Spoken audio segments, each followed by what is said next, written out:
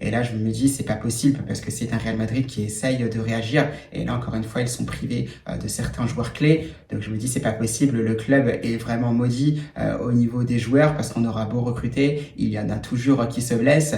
Pareil aussi en défense centrale, on recrute Dina Hyssen. Alors certes, moi, j'ai toujours pensé à dire qu'il fallait recruter un défenseur central supplémentaire. Vous étiez certainement nombreux aussi à le penser.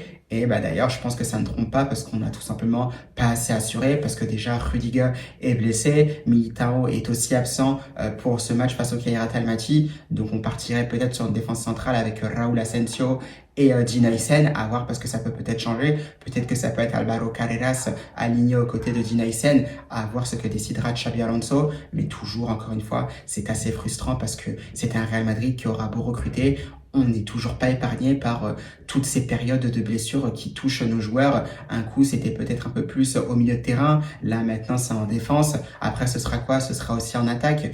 Donc non, c'est un Real Madrid qui n'est tout simplement pas épargné par les blessures. Et c'est vrai que c'est assez agaçant. Et par moments, moi-même, je me demande ce qu'il faut faire pour échapper davantage à ces blessures parce que ça commence à être pénible au bout d'un moment. Et c'est un Real Madrid qui n'arrive jamais à faire une saison complète avec tous ces joueurs au rendez-vous, tous ces joueurs aptes à jouer.